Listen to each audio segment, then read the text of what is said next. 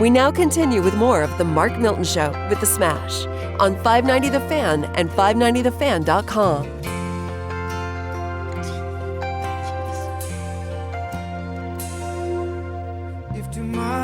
The great Lee Greenwood Smash. Just makes you want to stand up and salute this song, doesn't it?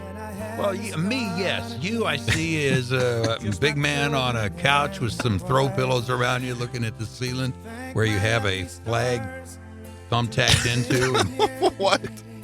Well, you're proud to be an American. Yeah, I am proud, man. And I hope, man, my biggest fear is just I'm nervous about this election. I just hope everything, regardless of who wins, just want peace. Just want to wake up on November 4th and have peace, have unity. I don't know if that's going to happen. No justice, no peace, because whoever wins, the other side says no justice. And if it's vice versa, the other side says no justice. Well, I'm going to remain peace. optimistic. I'm going to hope for a sunny day on November 4th, and I'm going to play Lee Greenwood when I wake up that morning. And I'll be waking up in Las Vegas, headed out to Las Vegas. Get out of here, really? So we just wanted to get away, do something. Been holed up, haven't really traveled at all. Kids are kind of driving us crazy. So we were looking at different options, and we were thinking, let's go to, everyone's going to Herman or going to all these things.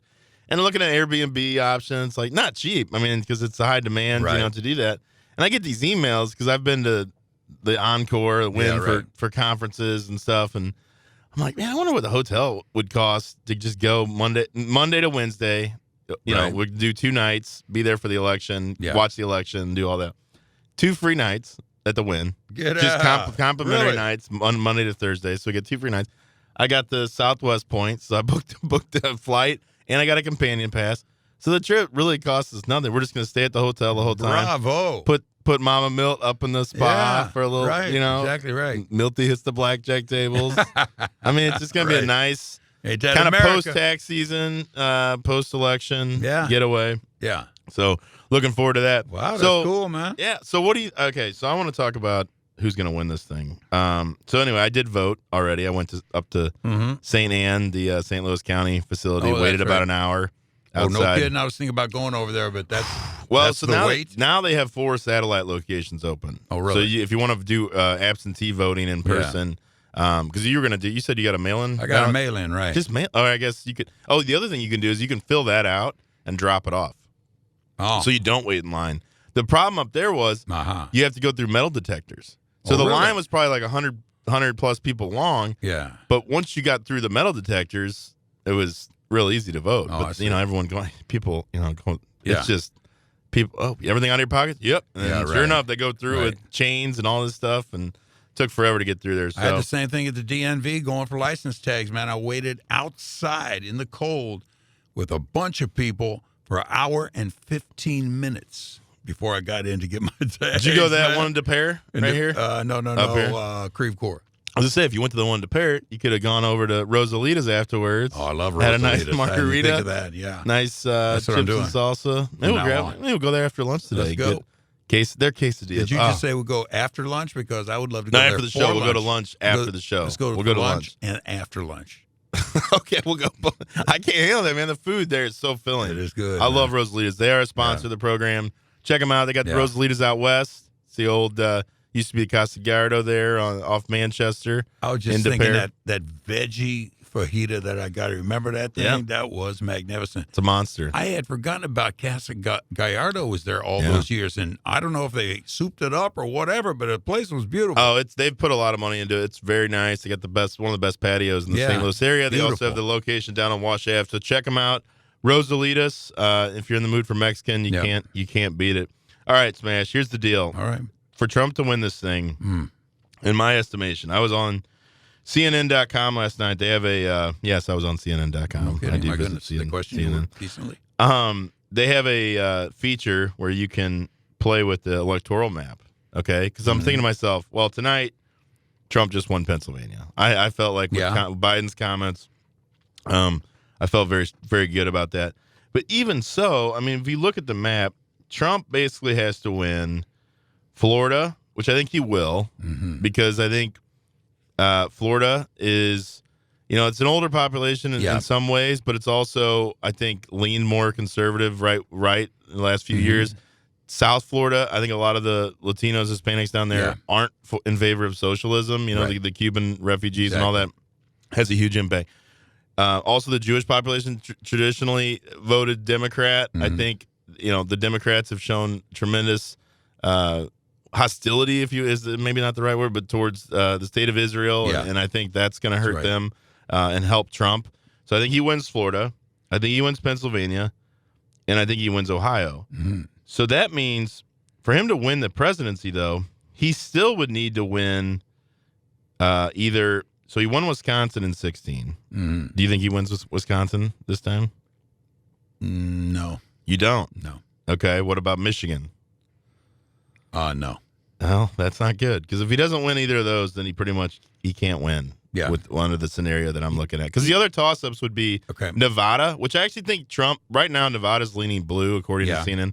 I think Trump wins Nevada, and I'll tell you why. Because I think the service industry there has just been absolutely crushed. And I think that Biden out there talking about more shutdowns and all these things is not going to be received well by the Las Vegas and the hospitality industry. So I think Trump will win Nevada.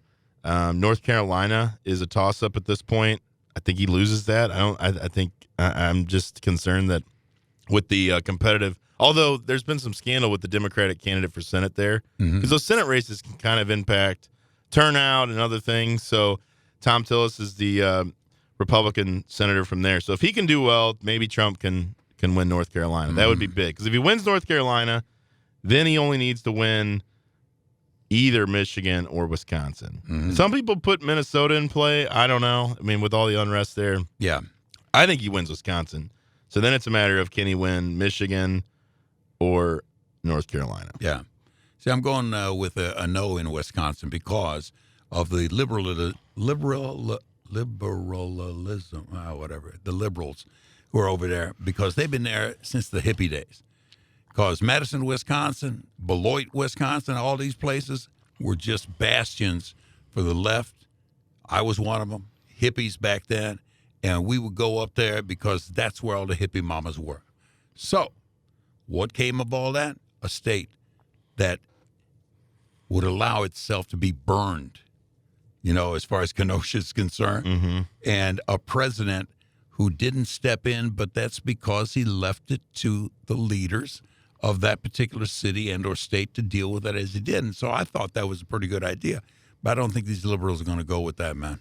So but don't you think, I still don't believe there's the enthusiasm behind Biden to put him over the top in places like Wisconsin. Like he's not going to get the African-American turnout like Obama did in 08 or 12. That's just the way I look at it. I think any enthusiasm for Biden is, to a greater extent, an enthusiasm against Trump, because I don't think Biden's really the candidate that they wanted, but it's a stroke that they did for the guy because he stepped aside so Hillary could step on. But I also think that concerns the moderates who don't want Kamala Harris as their president. You want to hear a nightmare scenario? Come on. So I also was able to configure this in a realistic way where each could have 269. So there's 538 total electoral votes in the Electoral College. So then there's a scenario, very possible. So if Trump wins Florida, Wisconsin, Pennsylvania, Ohio, and Nevada, but Biden wins Minnesota, Michigan, and North Carolina, and Arizona. I've kind of given Arizona to Biden, even though that's historically been a Republican presidential state. And then you've got some funky things in Maine, and Nebraska actually split their electoral votes. Based on how the congressional districts do. But there's a scenario where it could be 269 to 269. Nobody wins. Yeah. Then it gets thrown to the House of Representatives. Oh, brother. Which that basically would mean, I think they would vote to pick Biden. Yeah. But they could also pick anybody. Yeah, right. They could pick anybody. That's what's kind of beyond interesting. Biden or Trump. Correct. Hadn't thought so about that. So the House That's of Representatives can choose anyone they can vote for anyone to be president.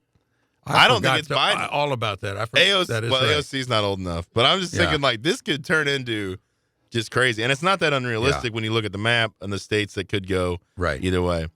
So, but I also had a really favorable scenario, which I still think this is possible, where Trump wins all of these states, and it's just like a total where he gets like 330 electoral votes, where he wins Nevada, he wins Arizona, he wins Wisconsin, Minnesota, and Michigan. Now, admittedly, and North Carolina.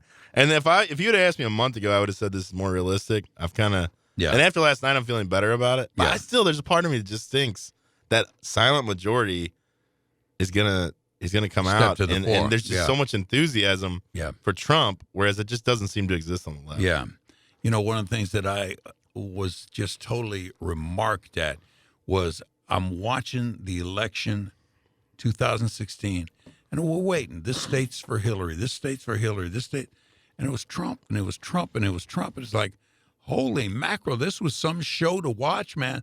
That right there. So this is going to be even bigger, and if it's Trump follows Trump, follows Trump, follows Trump, this nation is going to be, I don't know if it's a positive way to say it or not, but it's going to be set on fire. Well, so I don't think, actually, I disagree. I think if either one of them wins decisively, like if Trump wins decisively, if in this dream scenario for me, that he wins all these states, and there's no dispute, there's no lingering vote counting or whatever. And that's another thing to keep in mind is, I think Pennsylvania will count votes 4 days after the election. So you just hope that, if there is a landslide like that by either one of them, I think if Trump wins, I really would hope the Democrats and the media would sit back and reflect on what they've done. I mean, what they've, as far as like inflaming the racial and social tensions, and in terms of just the personal and just nastiness towards Trump. I would hope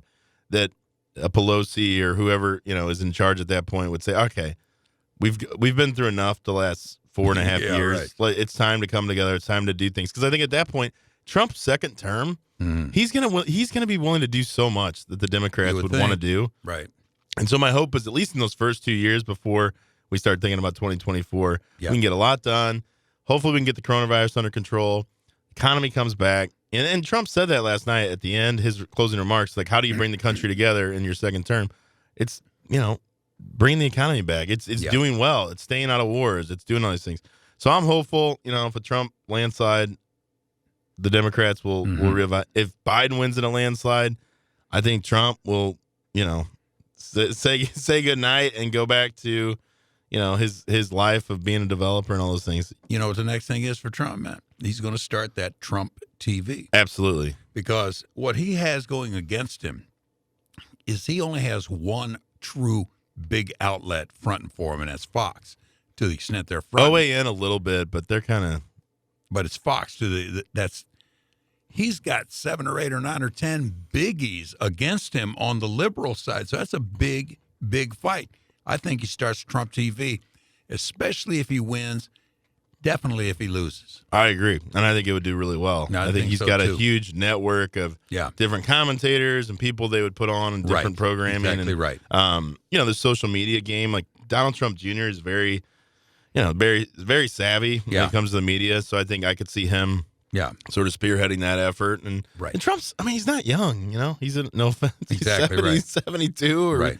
So, I'm sure part of him will just want to But why couldn't he grab a channel, say, this is Trump TV, we're going to give you the quote-unquote Trump truth to what's going on in the world today. I think it would do. That's next. I think it would do very well. So, anyway, I'm optimistic, but it's a slim. It's just these few states. That's what people don't realize. Like, there are very few states that, in my opinion, are in play. The Democrats want to act like Texas is in play.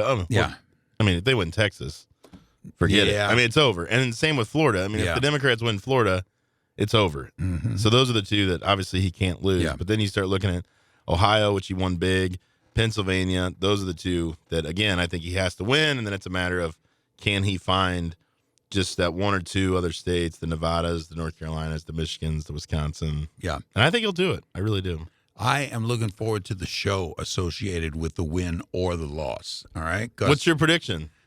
Our show, you mean? No, his show. Because every day has been a show. You don't look forward to this show. I love this show. Dave got a big kick out of that. You don't really look forward to this. No, I love this show. You've been beaten down. You've been worn down by my. In all honesty, that's a very big truth. A lot of people don't know, Let's but have I it. stay Let's have quiet. it. I stay quiet, man. Come on. Let's not do this. I'm like Giuliani. I stay quiet. Let's not do this. Leader. David, step in. And All right, I guess I can co-host the next segment. Oh! There's been a rift. yeah, in fact, it'll be me and Dave. You go take a nap amongst your throw pillows. The Smash there, Show pal. with producer Dave. I've been outed. I'm just looking forward to whatever that show might be, because Trump has the opportunity, if he wins, to change himself to the Trump that might give him a better look-see in history, because right now they got him painted bad. If he loses, they're going to paint him even worse. Yeah, but what president's not painted bad when they're in office? I mean, look at George W. Bush. I mean, But that guy, nothing like he was this the guy devil. here. George W. Bush Yeah, was the that's a devil of good the point. media. That's Now right. he's a hero. He does paintings, Yeah. and he's this, But Obama, sweet old man. Obama was the wonderful president. He understood the people. He was an arts and culture president. Well, sure, and the people- left, but I mean, even the right. I mean, used to blast Obama, and I feel like he's become not so much lately, because I think that's the other thing. Presidents typically don't re-engage in the political discourse, and so Yeah. they're able to kind of stay above the fray. Obama's kind of jumped back into the mix. To be fair, though, Obama's also very young. Yeah. He's a very young president. That's right. So a lot of these other guys have been older, and that's kind of how I see Trump. I could see him just sort of continuing to tap into his, his base and like you said, make money, because that's what ultimately he's all about. I think he wants to make money, and I think he'll do that. This is the Mark Milton Show with the Smash, broadcasting from the Miller Furniture Studios, presented by STLTaxLawyer.com. Remember, the choice of a lawyer is an important decision and should not be based solely on advertising. Smash, if you're in the market for maybe a build out, you got a big commercial space that you've got an idea. Hey, you want to put an office here, or you want to do something. I want you to consider giving my buddy Bill Ravensburg a call, Ravensburg.com, for all of your commercial interior build out needs, general contracting, Ravensburg.com. They also specialize in movable wall systems, interior, as part of an interior build out. Case working. So if you've got a lab, a school, anything like that, a big project where you need sort of that industrial style build out, they are the go-to. Ravensburg.com. Please check them out. When we come back, we'll have our weekly tax segment, talking taxes, talking tax resolution. This is the Mark Milton Show with the Smash.